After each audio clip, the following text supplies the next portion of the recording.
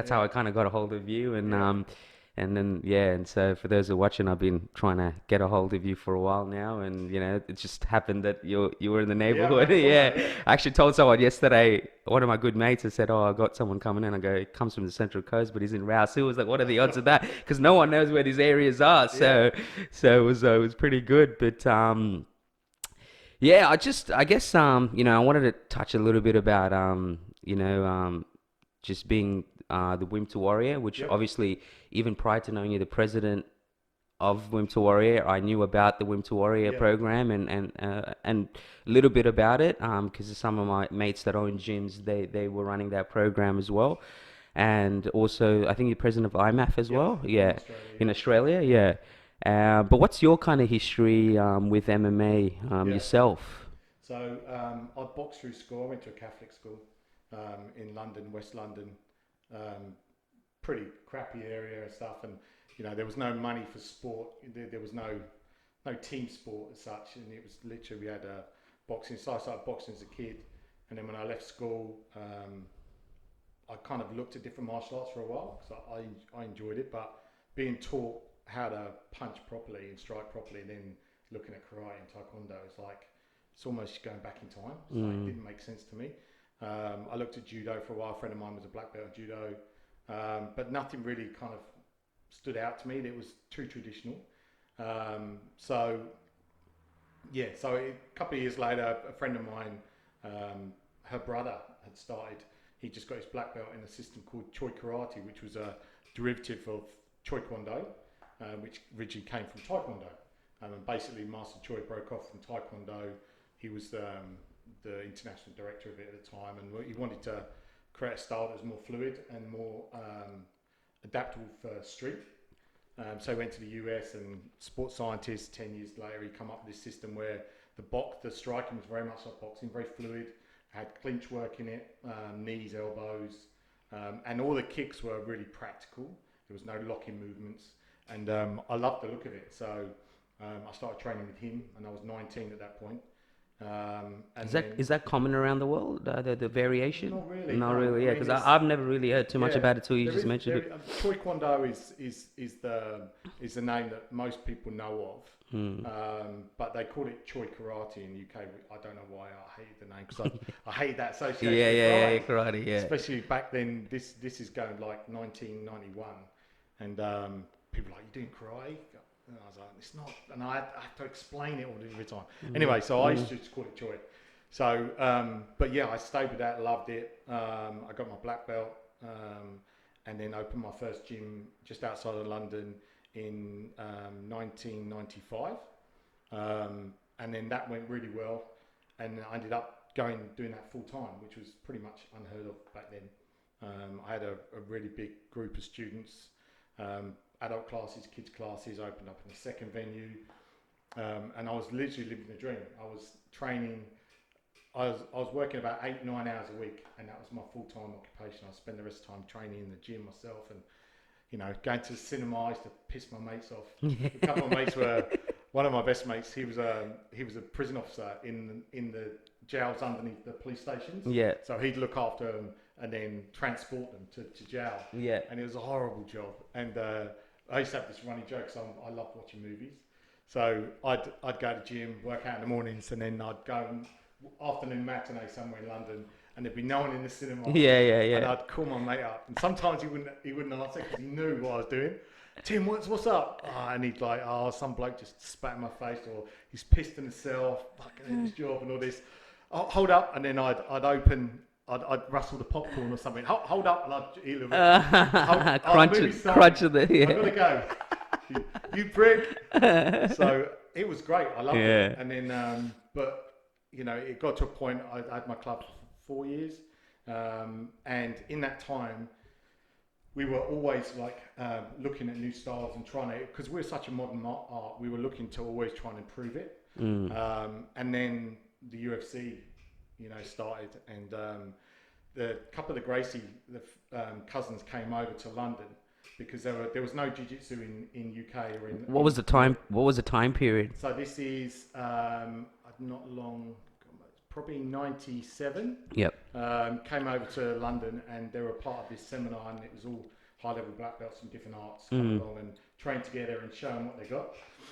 So we went along. There's me and my coach, and also training partner, and we were there, and it's just all different styles. It was really cool. But there was 4 mat areas, and you did one of the mats was the Gracie guys, and then the others were striking different things, and we went straight to the Gracies, and we'd started wrestling a little bit, and we were just watching videos and trying to see what worked.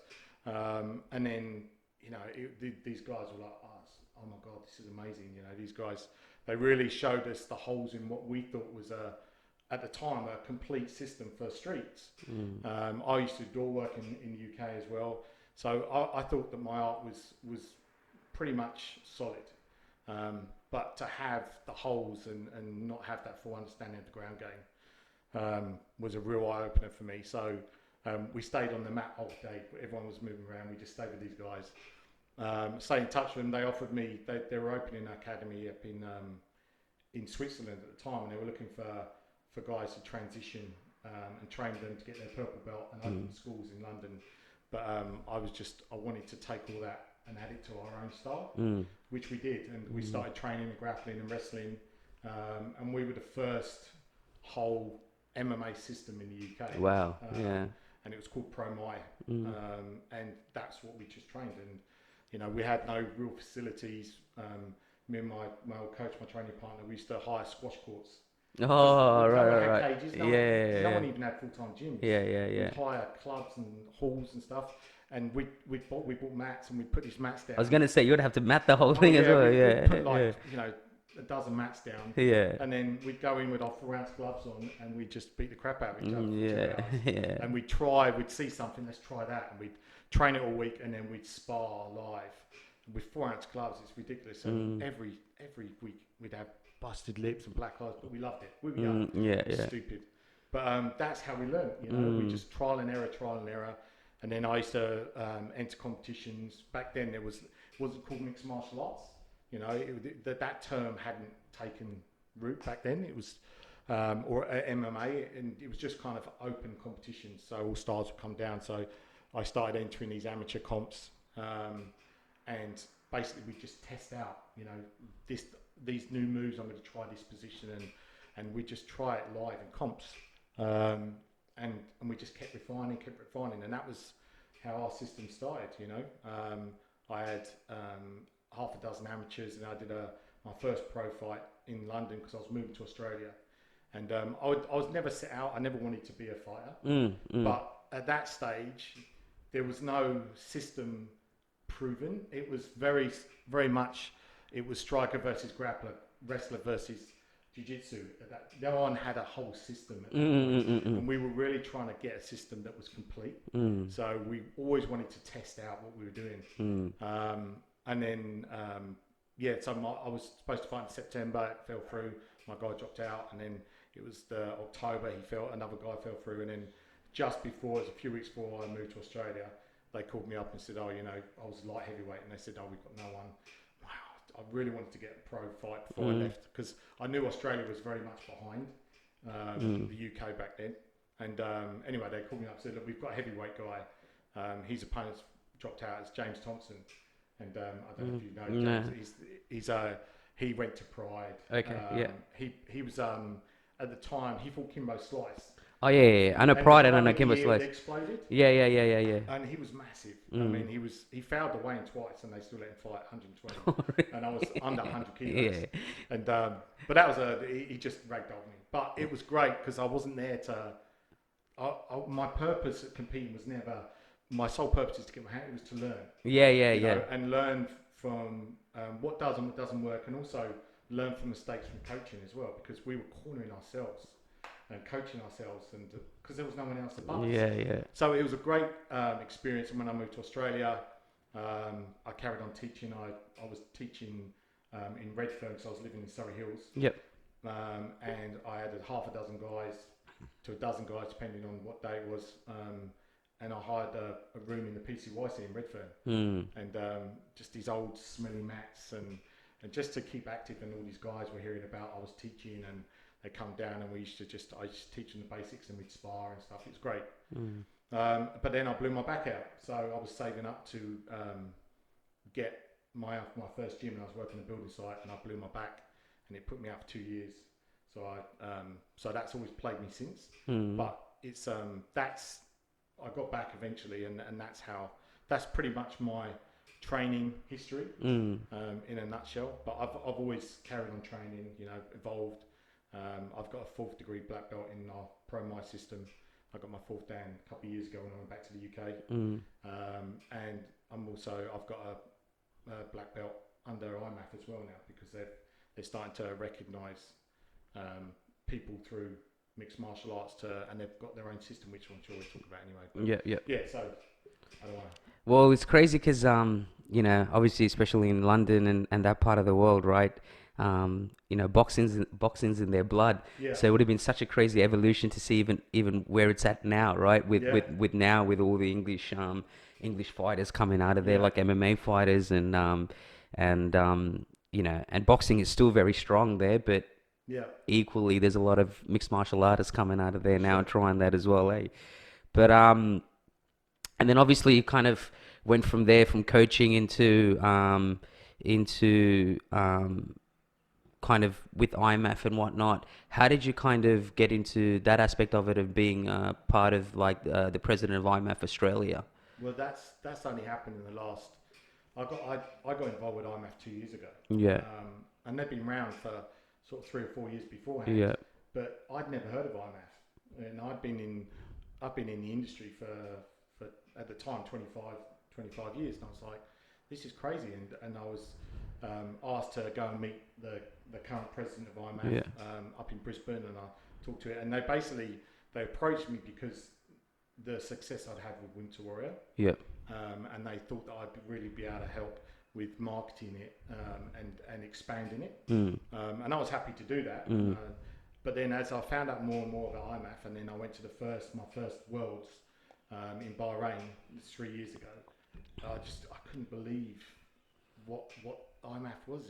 There was this massive hall, and there was 5 cages set up, and there was teams, over 50 teams, 50 countries, and I was like, this is crazy. And the Australian team, they had 3 or 4 guys, and they had uniforms that were 2 years old, and they were just. I was like, this is crazy. Where our sport is, MMA is the Australian scene is pretty high up, and it wasn't reflected in our amateur side. And I just thought this is nuts. So I came back, and I made a plan and thought about how I'm going to really help. And we had to, first and foremost, you have to start at the ground. You've got to get coaches involved, and it's I started running coaching courses here, and there's an accreditation you can get, because you can't take athletes to the Worlds unless you're an accredited coach. And so there's lots of systems, and it's just literally putting it in place. Once you show people what there is, because amateur MMA is so important. These other countries around the world, these people are having 20, 30, 40 fights before they're turning pro. Yeah. Here in Australia, it's hard to get amateur fights. Yeah. And to be able to go to a tournament and fight 5 times in 5 days. That's 2 years of comp for someone. You can do it in a week, and you're fighting guys from all over the world. And the quality is unbelievable. So it was an eye opener for me. I came back, and I told the president of IMMAF, the whole international side. I said, look, I'm being straight with you. I want to be the president, because I've always been self-employed. I've always run my own. Yeah. And were they looking at the time? Were they looking for someone to kind of overlook all this? Or the guy, Joe, who was running it. Yeah. Because it's all non-for-profit. No one gets paid. So everything that's done is everyone has their own life. Everyone has their own business, and there's so many hours you can put into this stuff. But I just saw such a massive opportunity to grow amateur MMA that I'd done with Wimp Warrior, but this is the next evolution. And I was so passionate about it. I said, look, I want it. And I kept ringing up. He says, just stay with Joe, because I came in as the vice president, but I was implementing all these things, and it was all my initiatives and stuff. And Joe was very hard to get hold of, and he had his own thing. And in the end, I said, look, just want all in. I want to. My wife's like, you're crazy. You're crazy.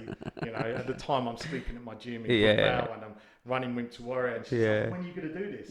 I said, I'll make the time. And then and then last year they had a vote, and they voted me in as president, and it's now become this huge thing for me. And there's bigger roles, you know. There's even if you look at where you started, right, you just kind of touched base on what it was like in London, trying to self-coach and whatnot, to a position where now you at least have some influence over not just IMMAF, but just even amateurs coming through and giving them a stepping stone to be able to kind of, you know, head towards the direction I guess they want to as professional fighters as well, right? So it's opportunities. You know, and that's why I started Wimp to Warrior, because I wanted to offer someone the opportunity to see what the sport can do, you know, and there's too much stigma, and people, you know, had this false misconception of what the sport is and who does it, you know, and it's the same with IMMAFA, you know, it's people are in too much of a hurry to turn pro, you know, and if you're going to do this properly, you have to get the experience at amateur level. You've got to give that experience and get time in competition, and there just isn't that opportunity. I mean, a lot of the cards now, the Australian cards, the promoters are doing the best they can. They put on some amateur fights at the beginning, but you know, we need to get more amateur MMA working in Australia and take. I mean, last year's Worlds we couldn't do it this year because, well, I say 2020 because COVID, but the year before was my first year as president, and we had, I think, about 18 or 19 guys. We had a couple of dropouts at the beginning, injuries and stuff, but we had a really good team, and we got medals. And we had some real momentum then. We came back, and then we had the Oceanas, and we had a huge medal tally. And then it was like the next stage, we're going to then take our really strong team. We're going to the World, and then obviously COVID hit. You know, and the momentum that I've been building is kind of... you know, I don't think it's gone backwards, but you just got to re-spark and get people. Remind. Let's get back to. Because I was having a chat to Cody Barnwell, who's obviously been a big part of it as well, and that's kind of how I got aboard.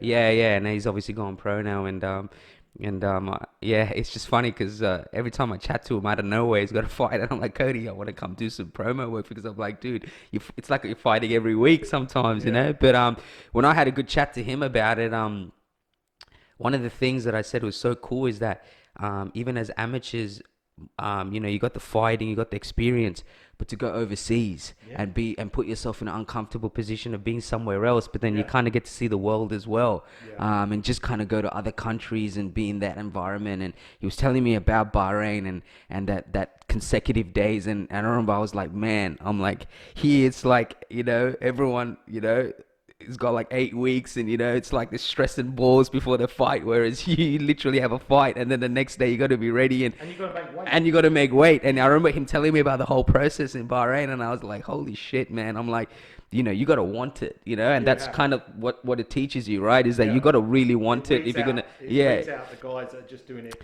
because they you know, it's cool to be. And I think going back to what you're saying about the amateurs, like me personally, I've done kickboxing and I do boxing now, but that's one of the things that even with combat sports, like they were sending out like things for like feedbacks and surveys, and I was saying like the amateur system, like whether it's dropouts or there's always like closer to fights, and you end up having opponents drop out, and it is a frustrating process because I said, you know, there are people out there that genuinely care about making weight and wanting to compete, and then for some it's too easy to pull the plug, and generally a lot of people just pull the plug, and then it's like, you know, it just ends up deterring the person that's you know, been putting in the work, that genuinely wants to compete as well.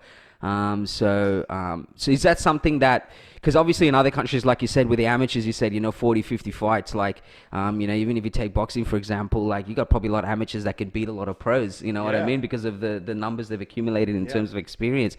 Is that something in MMA in Australia that you foresee that needs to kind of continue to improve the amateur circuit in order to produce better pro fighters as 100%, well. Yeah. 100%. When you go to these international events and you see these amateur guys, you know that some of the guys could come back and tear up most of the pros. Yeah. You know, domestically, no matter what country, because they're just that high level. But this is why, you know, the UFC, One Championships, Bellator, they're signing guys from IMMAFA all the time now, because one, they're coming in with real world experience, and two, they know that if you go through the worlds and if you win medals at the worlds, not only are you skilled, but you're tough as hell. Yeah, that's exactly what I was going to say.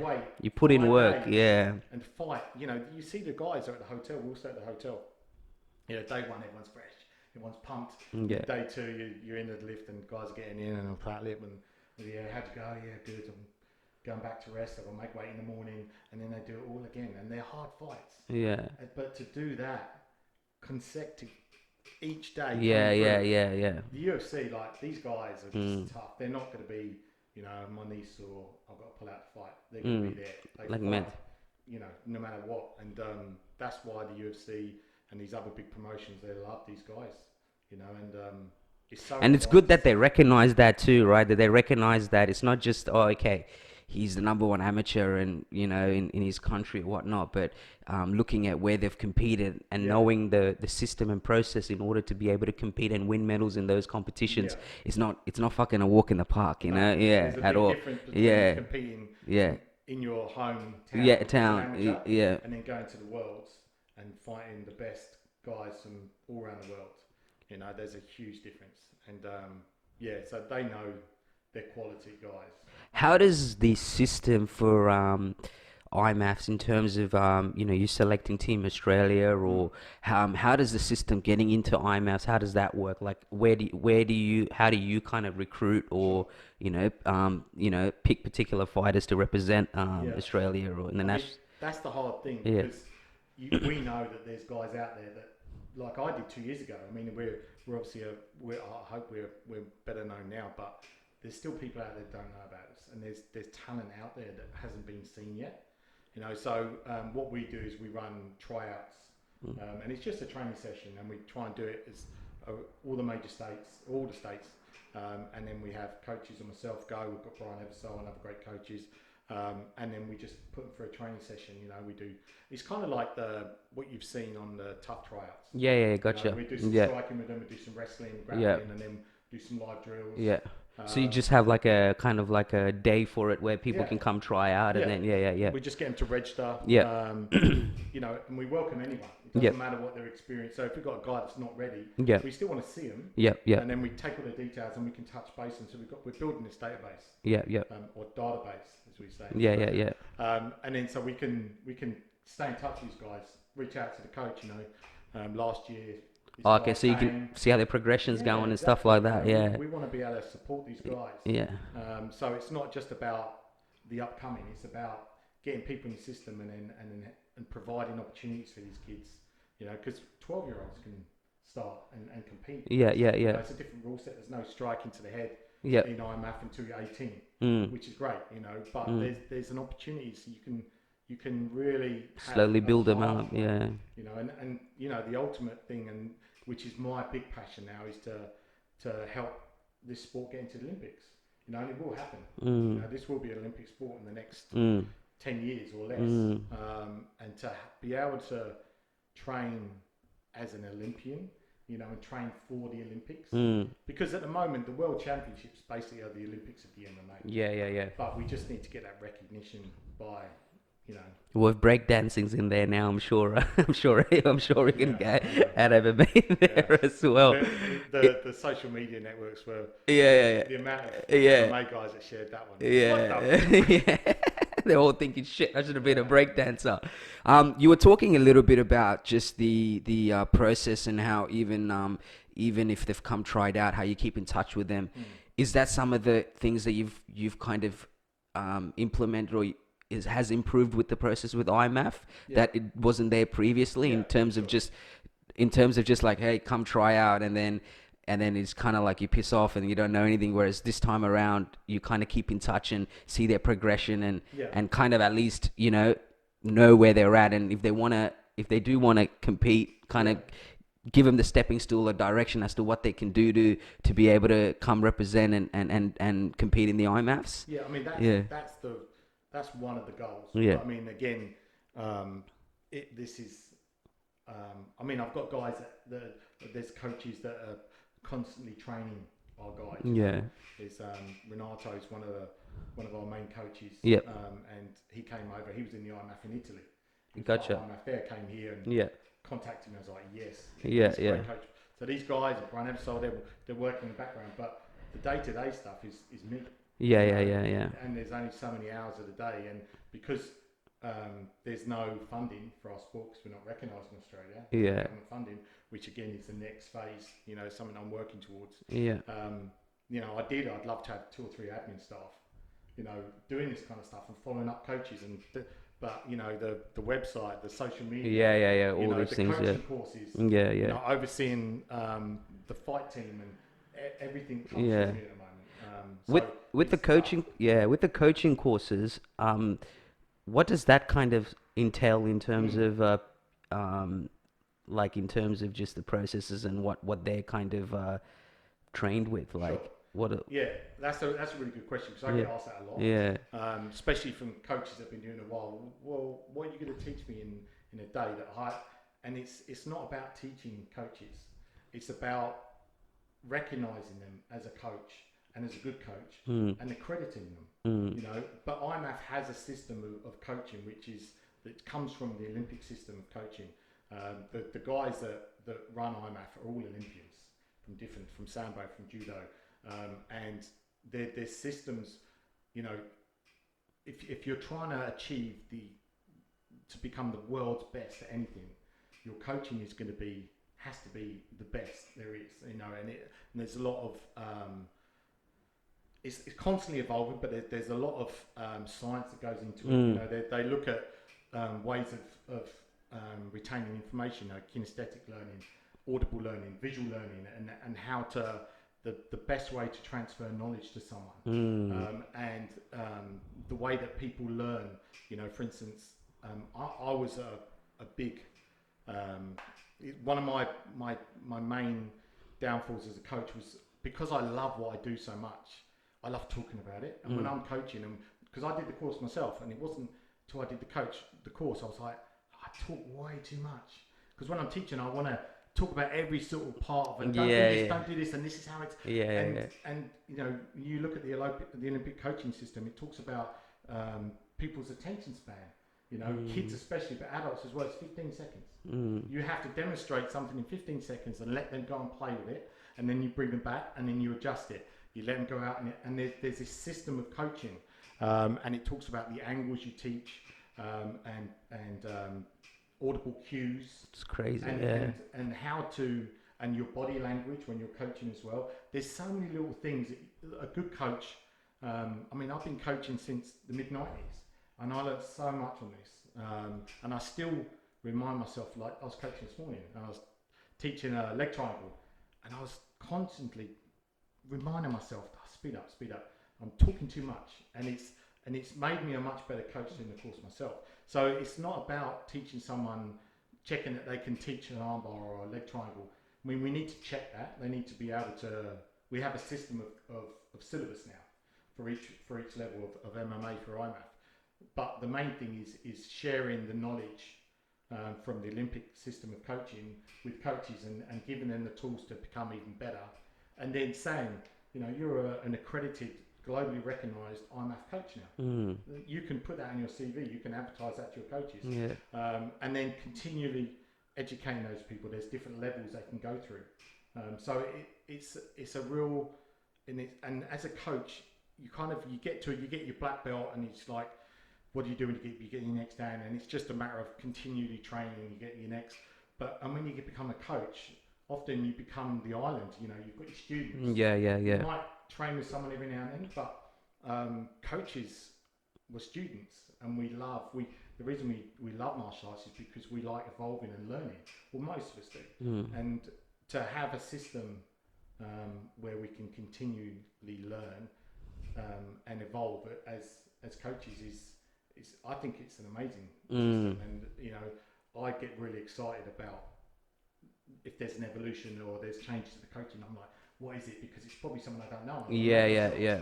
So it's a really good system, and you know, and part of it, there's a lot of education through WADA, the World Anti-Doping Association. Agency. So that they have to learn about what to look out for. You know, when athletes are vulnerable to, you know, going down that route. You know, with pressure from injuries, and so it's not.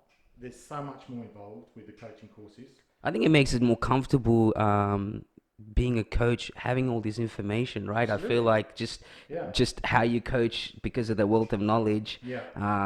And you forget stuff as well. Yeah, and just almost reteaching yourself, right? It's like any high accreditation, whether you're in the medical field or whatnot, you got to keep recrediting yourself in order to keep up to the standard of what's actually currently going on, right? Because as you say, things keep evolving, you keep learning new things. So every time there's new things and you're evolving, you got to kind of reteach yourself about it, isn't it? 100%. So, and you think about like doctors, for instance. They're constantly working with other doctors. Yeah. They've got their peers and stuff.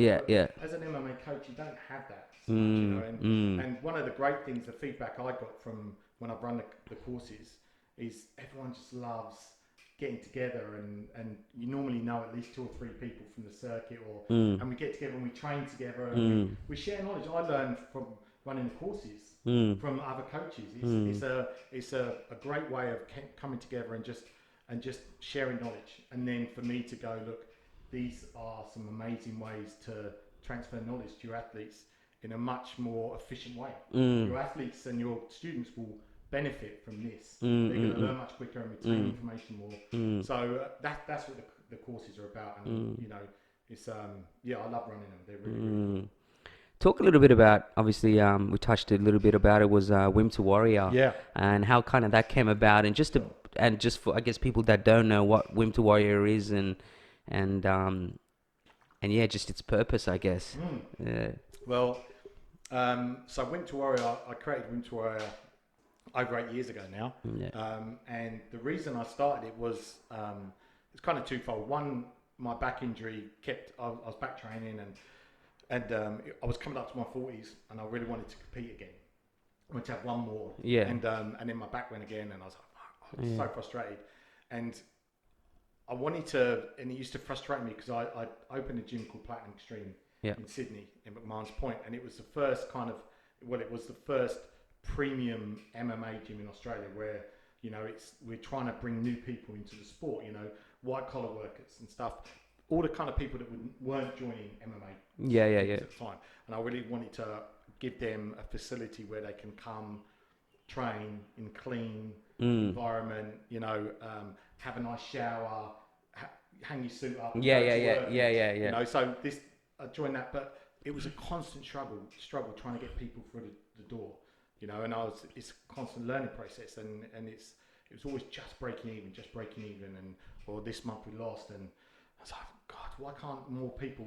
If I knew if I could somehow demonstrate what the sport does, it's not about the facility, but how it will help you as a person. When you're not just training, but in your life, the confidence it gives you. And so I was trying to think of ways of doing it. Anyway, so I was having acupuncture in my back, and I was just laying there, and I was thinking, what am I going to do marketing this week?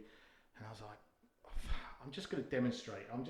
How's the best way to do it? I thought I'd train one person, and I'll blog it, and I'll put YouTubes, and I'll advertise it, and I'll say, look, I train it for nothing for 6 months, and at the end they have to say they've got to commit that they will fight at the end, and I'll demonstrate the changes in someone. And I wanted to find someone that you'd never think would be a fighter. Just your average Joe Blow, overweight guy, and say, look what this sport does, and then that's what I wanted to do. So I put it on Facebook, and I said, look, I'll train one person 6 months, you've got to fight, and literally it just came in my head, and I called it Wimp to Warrior. And it wasn't about person being a wimp as in the way they look, but for me, the biggest thing that people get out of martial arts is that inner strength. And if you look up the definition of wimp, it doesn't talk about physical appearance or anything like that. It talks about being afraid to take on challenges and walking away from stressful environments. That's the definition in the English dictionary of a win. And that's what martial arts enables you to do, because it teaches you how to lose, to not be afraid and fearful of being told no or being turned down, because you're constantly losing in martial arts. That's the whole point. So that's what I wanted to teach. So put the post up. I had over 400 people contact me in a week. So I was like, okay, I won't train one person, I'm going to open it up. So I invited 50 people down. I read all they had to write why they want to do it, and I was trying to get as diverse a group as possible. And at first I said men only, because there wasn't even women in the UFC back then. Yeah. You know, and I was quite old-fashioned, coming from London boxing, and I didn't like the idea of women in contact sport. Yeah. But then I get all these emails from women going, this is ridiculous, it's sexist. You know, we should be able to do this as well. And I was chatting to my friend who's a female trainer, Rachel. She was like, "Fuck yeah, let women do it." Yeah. Like, okay, I'll let them come to the tryouts. And then they're just badasses. They were just like, they train harder than everyone. I was like, oh man, I'm having girls in this. Yeah. And since then, every finale, women pretty much always are fight of the night, because they have so much to prove. You know, all their friends and family in the finale, a lot of them don't approve of what they're doing. You know, parents are, why are you doing this?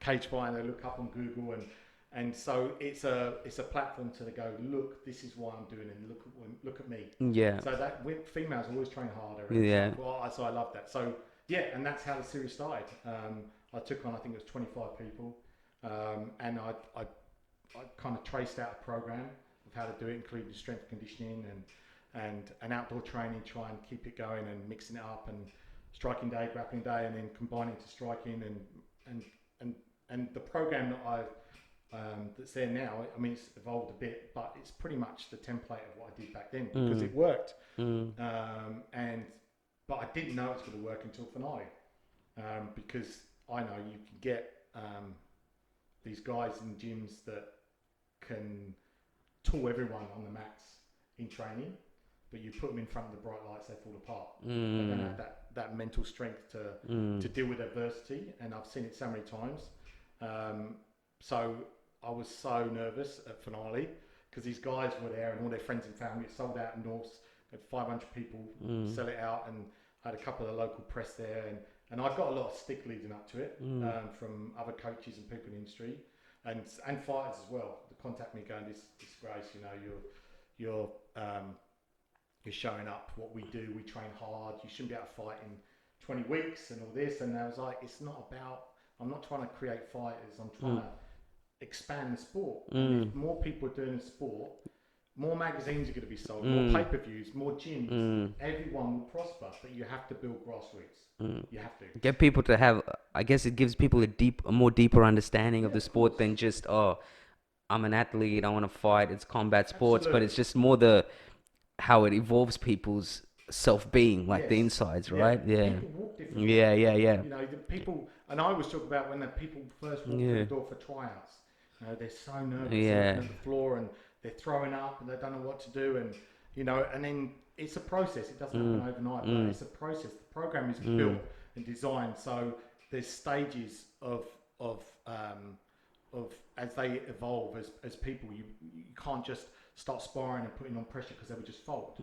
But you're constantly taking them out of their comfort zone, and then you build the person up, and then we do visualization drills and get their mind straight until they get to a point, and no one believes me when they first start. I say, at finale, you'll be excited to walk through the door. And a lot of people start the program and say, you know, coach, when I signed up, I'd seen all the body transformations, everyone losing weight, and that's why I did it. And I told myself I'm never going to fight, but almost everyone fights because they get to the end and they want to test themselves. And they feel it. They feel empowered, and everyone gets pumped. Yes, they're nervous out the back, but we prepare them for that. You know, we say you will be nervous. You want to piss every 2 seconds. You know, your hands will be shaking, but we go through drills and we get them mentally ready. We talk about their walkout song and all these different triggers to set their mind to a point where they're ready to fight. And they will go out and they just tear it up. And the first finale, I didn't know until the first fight. The first fight was like, holy shit. And I looked at a couple of my coaches and were like,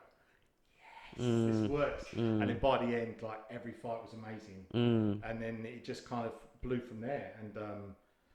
8 years on, we're in 6 countries. We've got over 60 gyms. I was actually going to touch on that. So how did it kind of expand? Because I saw it expanding, obviously not just different gyms within Australia, but it started tapping into internationally as well. Yeah. So how did that process happen? Well, Australia being Australia, lots of Poms and Irish over here. Yeah. So I always had the guys on the series. And, they go home and they start talking about it. Backpackers or whatever, or they're living here and they're calling their friends, this is what I'm doing, and look out, finale. And so people in the UK and Ireland, just the word spread, because their friends and family. I was doing series with 60 people, and it's so people started finding out about it. And there was one guy so my old coach in London, after my second series, I think it was, I said, you have to do this, because I know gym owners, you do it tough. You never know one makes money. Do this. It will help monetize your coaching. These people who come in, they're going to become members. It's a great thing. And I was like, I don't know. Anyway, he did a series, gangbusters. And then one of these guys from my series went home, and he was from Cork. And he was out drinking, and he knew Liam, who owns the SBG gym in Cork. Right. And he says to Liam, you have to talk to Richie Cranny. You have to do this. So we had a conversation, and he said, I'd love to run the program here in Ireland. Yeah. He said, but I'm part of SBG, and I have to offer John Kavanagh. Yeah, because I've obviously seen John Kavanagh do it, and that's well, and that's why when you said President of Wimp, I'm thinking, shit, how did it all go all the way there? Yeah. So I had a couple of calls with him, and first of all, he was very skeptical, because everyone is. They're like, you can't fight after 20 weeks. I said, and it's, fighting people you're training with, because no one really gets into it, do it. And he gets approached all the time for these things. Everyone wants John Kavanagh. Yeah. And that wasn't my thing. I loved chatting to him and stuff. And I said, look, it's up to you. But he said, look, the thing for him is, it wasn't 8 weeks, it wasn't 12 weeks. And it wasn't 3 days a week. White collar boxing. This was over 5 months, and you train 5 days a week, and it works in nutrition, strength conditioning. It was a proper program. And that's what gave him it wasn't just a whatever, there was proper structure. He didn't want to put his name to anything. Yeah. So he was like, okay, I'll do it. So I flew over to Ireland, and I ran his first tryouts, and we had over the weekend over 100 people trying them out and flogged them, and it was great. And we had the first series, and I flew back for the finale, and it was a huge success. And then the press picked up on it. Like the Mirror, the Times, and all this in the UK, talking about, because at the time Conor wasn't really big when John first came on, but it kind of all coincided with Conor breaking into the UFC, and then so the story was, so he was doing Wimp to Warrior back then. Yeah. Oh wow. Okay. Yeah. I think he's on his like 7th or 8th series. Wow. Okay. So cool. He's right back. And so and then it was Conor McGregor's coach is looking for the next warrior. That was kind of, and it blew up. Yeah, I guess when it coincides with Conor's rise as well, right? It just gets, you say something like you're looking for the next warrior, you can have people running through the door, right? Especially in Ireland. Yeah. The Irish, my dad's from Ireland. They love scrapping. Yeah, they love scrapping. And the chance to train with John Kavanagh. And Conor would turn up and say hello to the guys, and everyone's like, it's like a dream. So it's still going. I mean, they've got some of the biggest series now in Ireland, and we've got Belfast, we've got Cork, we've got Tullamore. There's another Dublin series that's about to kick off. They're going to do Dublin versus Dublin. So you've got Conor striking coach versus John Kavanagh. Yeah. Owen Roddy. Yeah. Yeah, he's doing the series. Yeah, because he's got his own gym now too, isn't it? Yeah. They're doing gym versus gym. Okay, cool. So but before, as John got involved, it kind of gave credibility to, because like, who's Richie Cranny at this point? Just this guy from London, teaches, got a gym. John Kavanagh does this now. Okay. So then SBGs, so I went over to America, and they had their SBG summit, and I talked to all the coaches over there, and then SBG Portland, SBG Montana wanted to do it, and then there was a couple of TriStar come on board in Montreal, which was huge for me because I was a massive GSP fan. Yeah, I followed wow. him from his first amateur fights and stuff. He was like the ultimate athlete, martial artist. Yeah. Him and Faraz Sahabi will be great ambassadors for something like Wimp to Warrior too, especially GSP, given his background from being bullied and all that, right? 100%. So yeah, and it's just kind of it's constantly evolving. You know, the biggest one at the moment is City Kickboxing. You know, we're about to go on our third series there, and they have like 100 people turn up for the tryouts, like single tryouts. They had the biggest series to date. Like John Kavanagh's always had the trophy of the biggest series, and he was gutted when City Kickboxing coming in 90 people one series. So there's a little bit of a competition going, which is great, right? Which is amazing. Right. That's what you want. Yeah. But the business now has got to a point where, because I'd always travel and I'd go and see every series and guest coach on it, and I loved it, but I was just away constantly, and my it was affecting my health and my time with my family. So I've taken a step back from Wimp to Warrior now, because I can't. I'm very much all or nothing, and I'm still a part of it, and I'm still coaching, obviously. But now I can't do IMMAF properly if I'm doing Wimp to Warrior, and vice versa. So we've got some amazing people involved now. So like John Kavanagh's the president of IMMAF in Europe. Gotcha. He looks after all Europe for you. I don't have to worry about that. We've got guys. Scott Fiscomi looks after the US. Great guy, and I still look after Australia, New Zealand. But now Eugene Behrman is loving this now, and we're actually filming a series that's going to go to TV. Beautiful. In New Zealand. We've done it here in Australia before on Fox Sports, but they're going to film the next series over there. So ideally, Eugene will take over and oversee Australia, New Zealand, and then I can just kind of do what I need to do to keep this going. But it kind of runs itself from my point of view. I mean, I've got an amazing team of people that work their arse off to keep the gym, the series running, and marketing, and Nick Langton, my partner, always getting investment in so we can keep growing.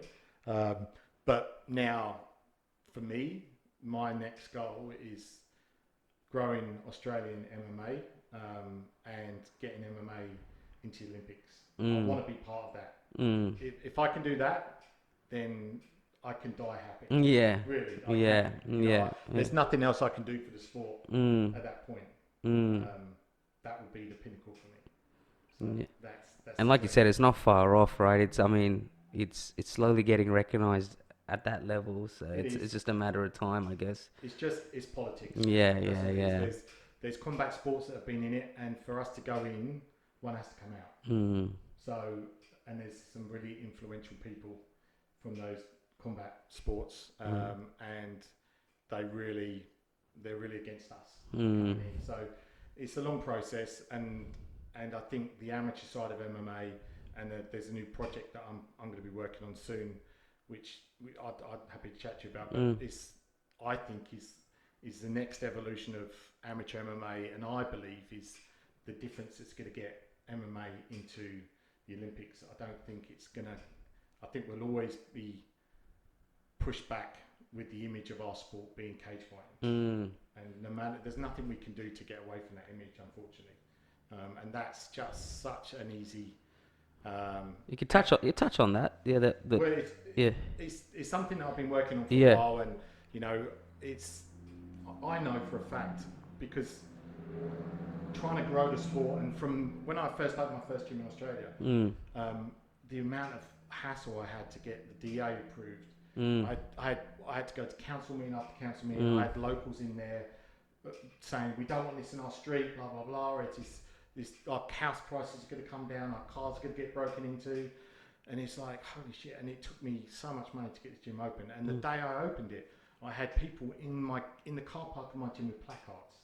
No way. And this is this constant struggle with me, trying to because I like I say, I don't do anything by half. I want this. I believe in this sport, and I know what it can do for people. So that was my first phase. Then Wimp to Warrior, trying to grow grassroots, and now IMMAF and trying to grow Australian MMA. But the more I get involved with IMMAF, the more I see, the struggle of getting around this, because You know, people are always going to go, we don't want cage fighting in MMA. It's not a sport. That people just see it as professional fighting. They don't see the sport aspect. So I really think we need to bring the sport away from the cage at true amateur level. Not at IMMAFA, because those guys are elite looking to turn pro. That's the stage. But there's no stage beforehand, you know, and allow athletes to start and compete on open mats. And I think the image of the sport will change completely. And I've done a couple of trials, and there's a system which I've been working on for a couple of years now, where we literally divide the sport into two. So at the moment, and with Wimp Warrior, just as an example, people do the program, they love it, and at the end, the conversation is when they, you know, we try and retain them in the gyms. They're like, I love the MMA, I love the fight, but I really like the striking side, or I love the ground. And as MMA is a sport at the moment, we don't. We, unless you do everything, you can't be an MMA athlete. So they go to jiu-jitsu or they go to Muay Thai or kickboxing, and we're constantly losing people because we say it's everything or nothing. To be a mixed martial artist, you have to learn everything, and it puts so many people off, and it's such a hard entry point for our sport because it's so confronting, you know. So the idea is that we allow people to train in a special area, a specialist area of MMA. So if they want to start with the stand-up, they do all the striking, but it's striking for MMA. So you have the takedown, you have the clinch work, and you learn wrestling to stay on your feet. So it's pure MMA in a stand-up form. It's not kickbox, it's not Muay Thai, but you're learning to move, clinch, defend takedown, scramble from your back to get to your feet, and strike as a mixed martial artist. So you can specialise as a striking or a stand-up mixed martial artist, and the same in the ground. But the difference being that obviously you have striking, which is the difference between no-gi grappling, but you also have the wrestling aspect there. You start in a standing clinch, and you have to get it to the ground. So you have to work your clinch work, your takedowns, and then when it goes to the ground, you start striking. So rather than someone like coaches at the moment, you know, if they compete or they're lacking in an area, so let's say striking, they go and send their athlete to go and do a couple of Muay Thai fights, and then they pick up bad habits. You know, the stance of Muay Thai, the distance control, the techniques is very different. You can adapt it, but you're teaching them things that aren't transferable to their sport, and then you've got to retrain them again. It's really frustrating. So what I want to do is to give athletes the opportunity to refine in different areas. So we're going to be launching a mat-based competition. This is a world exclusive. I didn't plan to do this. Yeah. But basically, we're it's called Specialist MMA, and we're going to start in Sydney. I've got the backing of IMMAFA with this as well, and if it goes well, which I think it will, we'll have leagues, so you can train. And from a coach's point of view, from a national coach, we can look who's competing around Australia, who's doing well. There'll be a league online, and we can approach coaches and athletes that you're competing. Suddenly you have visibility of athletes, and athletes, they can do both. But, you know, for someone to come off the street and learn, it's years before you can. There's no progression, and this is why it's so hard to keep people. People love to be able to have goals, and it's not a 4-year goal. People will drop off. It has to be 6 months, 12 months, and that's why people like belt systems. It's that constant. We don't have that in MMA. We're having this system now of progression and like a level system, but there's no progression for MMA at competition level. And the way I see it is, you know, just like in jiu-jitsu, it's on a Sunday, there'll be a hall full of mats, people, and in the morning we do stand up, and in the afternoon we do ground. And I think if we can build that image of kids competing and adults and mums and dads, and it's not just guys with tattoos fighting in cages, that's the image we need to get. And then we're being recognised as a sport suddenly. I was about to say, going back to what you want, which is you want it to be recognised as a sport, right? Exactly. But unless we create an image of a sport, it's always going to be cage fighting. And then that is just so easy for people to push back. We're not having cage fighting but this isn't. That's the pinnacle of the sport. This is the sport of MMA. And I think by splitting it, it will enable people to evolve and work on their weaknesses without going off to other styles. And we get to ring fence our sport. You come in and we give you things that you can do. You don't need to go anywhere else. If you want to be a mixed martial artist, you know, next weekend we've got stand-up comp, we've got a ground comp, and then now we can provide people what they need to evolve. And I'm super excited about it. And so it's essentially breaking MMA into these little components and then allowing people to compete in the different aspects of mixed martial arts, right? And ready to put it all together. Put it all together, yeah. You look at any sport, you don't do everything straight away. You work on certain aspects of the sport, and then eventually you put it together, and then you start competing. We don't have that in MMA. So we send people off to jiu-jitsu competitions or Muay Thai, and so we're monetizing all these federations. And MMA is never getting monetized and helping, because the money that comes into IMMAF, it goes straight to the athletes. You know, no one gets paid. We're not trying to put money in our pockets. We're trying to build the sport, support our clubs, and eventually be able to pay for our national team to go overseas and compete.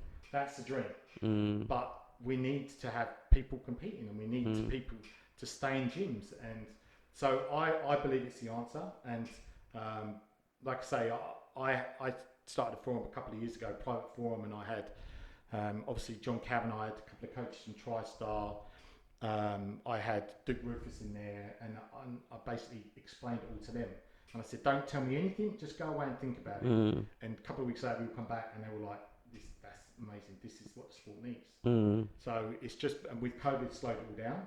But a couple of weeks ago, I did a trial in Elvis Six Gym, King's Academy. And we just used some local guys that we knew that would, you know, just come in, and we didn't tell them anything up in front. We just sat them down and said, this is what we're going to do. This stand up the ground. And I had John Sharp, a real famous friend of mine, and he reffed it, and we scored it, and it was, everyone just thought, this is so How is cool. Sharpie? Yeah, he did all my he used to train. He used to be one of the coaches at one of my earlier gyms, Team Mad. They do Wimp to Warrior. So Glenn's a good friend of mine, Glenn Smith. So like Sharpie was there, and he used to do the in-house when we just did like in-house gym competitions just for some of us. This is like 10 years ago, just to get an idea of what it was like with the crowd. And Sharpie used to do all the reffing. He's a great bloke. So he's on board, and like you know, and because it's a completely different way of being a judge and a referee. So we're gonna do a couple of courses. We're gonna get some judges and referees in and show them how the competition's gonna run. And the idea is we're going to have a soft launch March, April time, providing that all the borders are open. And then the idea we'll have a big event mid-year. And it will coincide. I'm going to run an MMA summit mid-year for IMMAF. Try and get as many coaches and athletes and show them what we're trying to do and really build. That's super exciting. So as well as Wimp to Warrior, as well as IMMAF now, I've got a specialist. I've got a guy that's coming as a business partner. Yannick, who's a great guy. He's been working with the UFC and IMMAF in the UK, and he's come back to Australia, and he contacted me and said, you know, I want to help. So we've been working on it, and it's going to be very, very cool. It's going to be so cool. I can't wait. It's crazy, man. I mean, I knew very little about just what you were involved with, just based on my own research and just with what I've seen. But I could really tell that, you know, passion's an understatement. But it's easy to be passionate about something, but then it's also it's very hard to find ways to build these processes and structures in order to grow the sport as well. And so I could tell that it's quite important for you for the future of the sport as well. And then just as well, you know, it's the platforms, in even just with special MMA, like the whole idea, it's quite crazy because, you know, you tapped into the attention span and all those things, because that all has a big part. It's not just a matter of, I want to be a fighter. It's it's not just easy to go into a gym and then you know, and if it's not taught to you the right way, if it's not if the knowledge is not relayed to you the right way, you can kind of crumble a little bit and be like, oh fuck, maybe this is not for me. Yeah, when really it's not, but it's getting them to understand that it's not, you know, that it's just breaking it up in simple terms, right, layman's terms, and just be like, hey, focus on this before you know it. Like even Wimp to Warrior, like you're saying at the end, people walk in and they're ready to compete because all those little processes and little things that break it up. I know for me as well, like I found the sport from coming from a bad place. I didn't want to get into kickboxing or anything like that. That's how I found it. And even I trained for 5 years before Glenn came up to me and said, hey, have you ever thought about competing? And I said, no, I've never thought about it. But you hit that glass ceiling and you're like, the only way I'm going to know is to test myself, right? And then you realize when you do all these little things, oh shit, I can't believe I just did that. And that gives you confidence. That gives you and then little by little, before you know it, you're like, oh man, I'm like, you know, I actually enjoy this. Would you be doing this, do you think? Yeah. If you hadn't... 100%. Exactly. Yeah. And like I said before, for me, it's being able to accept the fact that you're going to fail. You know, I've done projects that failed, but the thing that martial arts always taught me is you just keep moving forward, dust yourself off. John Kavanagh talks about it beautifully sometimes. You know, you go away, something doesn't work, you go back, you analyse, you make incremental changes, and then you go back and you test it again. And that's what MMA and that's what martial arts is. You know, you start off at a level, you know, you get to a point where you can hold your ground with that and you start getting comfortable, and then you move to the next, and then you're the small fish in a big pond and you're getting eaten by the big guys and, oh shit, now I'm back. But it's that not being afraid of getting your ass kicked, and that's, I think, from a business point of view, is so important. You know, there's a stat, entrepreneurs, you know, there's 4% of people are entrepreneurs, you know, and the average business startup only lasts 2 years, you know, but having the martial art background that I have has really helped me.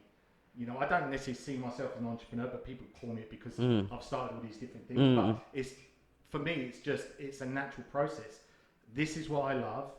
This I know will help people. How do I make it as big as possible?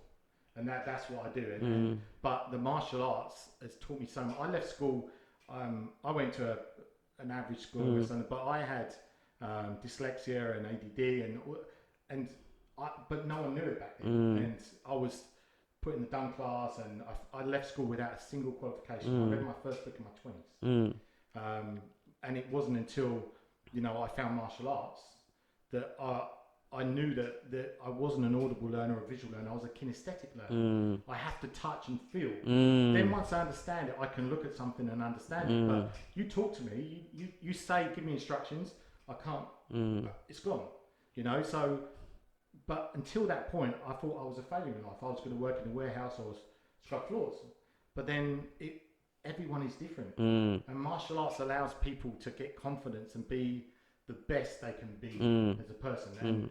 And as soon as I put on a gi, when I first started martial arts, I was like, this is it. This is what I'm meant to be doing. Because it runs parallel with life. That's what I tell people. I'm like, a lot of the things that I learn and the evolution of yourself and your body and your mind and your soul ends up being implemented in life as well. So if shit doesn't go to plan, you know, it's like, even just with all the, I always tell my wife and people, I'm like, even with everything I do, I look at it as how it was when I train. It's like, it's just consistency. It's a process. Like, you're gonna have, you know, there's days I've wanted to throw these fucking camera out of the window because the shit doesn't work, you know. But eventually it's like, oh, now I've worked out a system that works, you know what I mean, where like yourself can come in, sit down, bang bang bang, and off we go. But when I first started, I was like, fuck, how do I do this? And you'll probably evolve this. You'll get new kit and it will frustrate. Yeah. But then I always remember, it's just consistency. Like, that's all I think. And I always tell people, like, just turn up to the gym. That's all you got to do. Just turn up to the gym. You're going to have shit days. You're going to have really shit days, but just turn up. And before you know it, you're going to look back and think, how the fuck did I get here? And that was the first time I had competed, that's why I was like, how the fuck did I get here? Like, you know, you just like, you just don't see it. You just have to keep going But it's consistency, and you'll be surprised what you can do with yourself, and then you just implement that same ideology to life. Shit hits the fan, doesn't go your way, keep trying. Before you know it, you know, things are they're gonna happen. Not everything's gonna happen, but if one door closes, another opens, you know. But instead of thinking of what's 10 steps ahead, just think of step 2, step 3. Before you know it, you're up to step 10, and you're like, oh wow, like, you know. And the growth is just, it's not even minimal, it's massive growth, you know. And that's what I loved about Wimp Warrior when obviously I first saw it floating around, just the idea. And obviously I had a really good mate of mine who did corporate fighter as well, and he went through the whole process for boxing, and I went to watch him at the Star, and just to see his confidence, you know. And you know, it was on the ring, and you know, just feeding off the energy, and it was just good to see, because you know, it did wonders for him. It just did wonders for his confidence, and he was going through a tough time, and just to see how he evolved and how he felt about himself. And it's, you know, and quickly people realize it's not even about the fighting. It's just what you know, it's just, that's the end result. But you're fighting yourself. The person in there is just, they're facilitating your experience. You're in there against your demons. Because that's what, and I always say to people, you know, consistency is, I always say, just turn up. Let the coaches do what they do, and then we'll get you where you need to be. But, you know, I always say you'll be sore, you'll be tired, the alarm goes off at 4 a.m, guys must start at 5 a.m, training whilst you're sleeping is one of our taglines. And there'll be days when you don't want to get out of bed, but they're the days you have to train, because they're the days that you'll get mentally stronger. Every time you walk through that door, and everything in your head is telling you, turn around and go back, you're getting incrementally stronger mentally, and it builds up, and it changes your train of thought, your body. It just all of a sudden becomes the norm, you know. And you get rewarded from something that scares you. If you never push yourself past that fear, you never understand the reward. So all you see is the fear. Allowing people to get past their anxieties and their fears, and then show them what can be accomplished. If they do that, suddenly fear is just something that, it's a new challenge. What am I going to get out of this? And I get freaking goosebumps when I talk about it. It's so cool. And I could, so many amazing stories of people that have done Wimp Warrior and contacted me. Either I've coached them, or people overseas and write to me these letters. And I've sat and cried listening to them. People that, you know, their birthday was coming up, and they'd hired a hut in a wood, and they were going to kill themselves. They bought the tablets and everything. It's planned, and they heard about Wimp Warrior the weekend before. You know, shit like that. People suicide, people sleeping in cars, you know, being kicked out of houses. They get their shit together because it refocuses you, and it just gives you this power to. It's so corny, but be the best person, the best version of yourself. Because I feel like it asks, especially for me, it asked more of yourself. Like you have to give more than what you thought were capable, and that process of giving more of what is asked of you helps evolve you and change and shift your train of thought. And you realize, like, you have to go into deep waters, you have to go out of your comfort zone, and that whole evolution of what happens when you do that just completely changes you. And then it's like shit just doesn't faze you as much anymore, because you're like, because I tell people to go to that place where you gotta be fight fit, you know.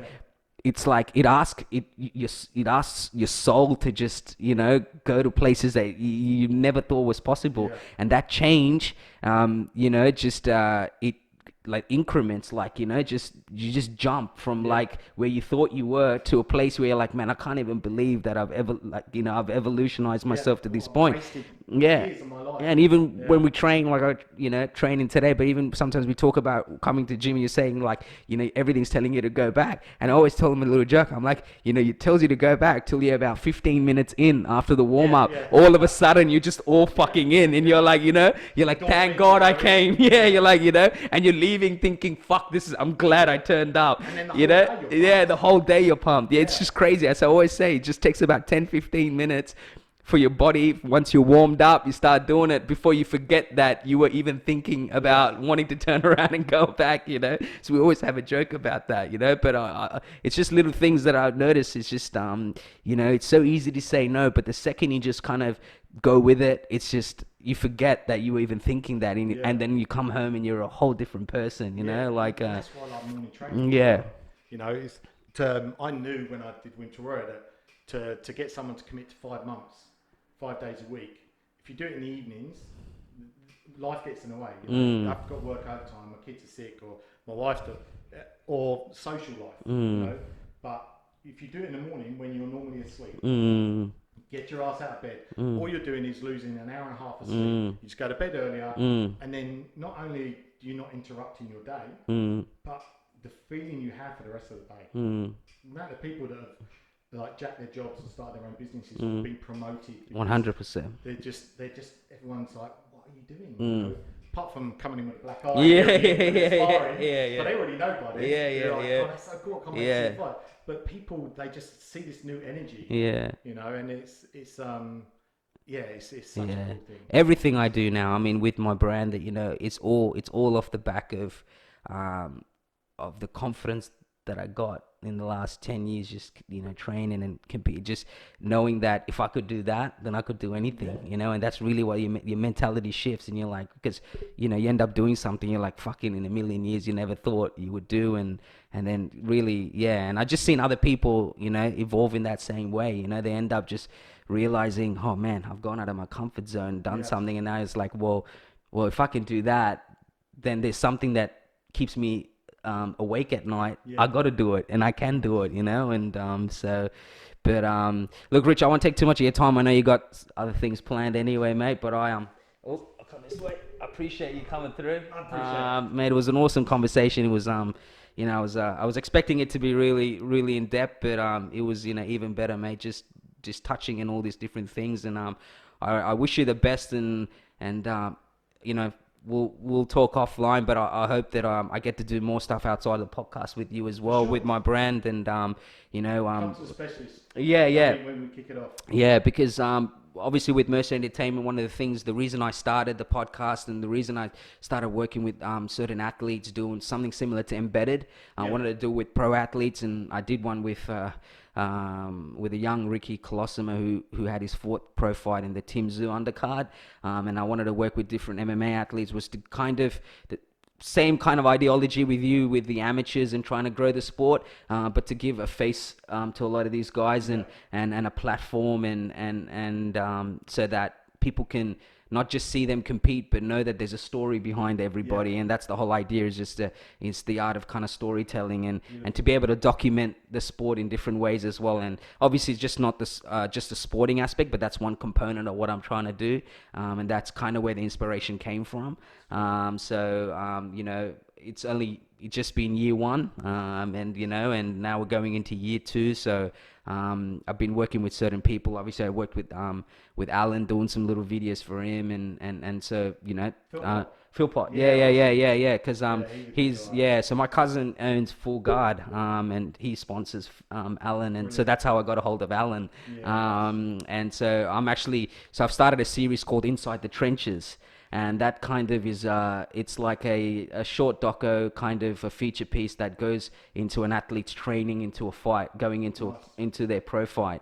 And so I did one. I started it end of last year in December, actually, for that Tim Zoo undercard for a boxer. But I was actually meant to do it for Alan. He was meant to fight on Eternal MMA, but he did his back, and then he couldn't get in as well. So hopefully this year I can, you know, connect with him and kind of show what goes into the, you know, the training aspect of it, and the same with the podcast, being able to get a hold of different MMA athletes and fighters, and so I'm sure we can. I know you could definitely help me, and but what I want to do is be able to document these things. So hopefully, in the future, I can come down to the Central 100%. Coast and you know, whether it's a specialist or whatever, and just kind of document the day, do some interviews, and get people. And then that's very important for me, and it's something that I wanted to do since I did kickboxing and stuff. I saw what people go through, the real athletes, you know, kind of go through, and I just want people to be aware of that and help grow, you know, do my part, I guess, you know. Combat sport can't grow Yeah, like yourself, yeah. So let yeah, people know what's out there. yeah, what's out there, yeah. So no, I appreciate it, mate. Thank you You're so welcome, much, James. and you know, I'm sure we'll touch base again. 100%. One of the things actually I want to do, which we'll talk in the future, is I want to start doing some MMA breakdowns too, like whether it's pre or post. Yeah, nice. So I might get a hold of you for some fights, Would love and just, you know, we can do it through Zoom, and just you know, run down the main cards of some fights, and Yeah. you know, we can maybe do a pre and post, but definitely a post breakdown, and just get your thoughts on some of the UFC fights, and you know, whatever kind of money exchange, because my track record of no, fights is really bad. yeah, you know, really bad. yeah, but it's just, you know, well, yeah, it's just something that I wanted to kind of create another segue to what I do. So, yeah, we'll keep in touch, man. Appreciate it. 100%. Ta, thanks, Thank you, brother. thanks.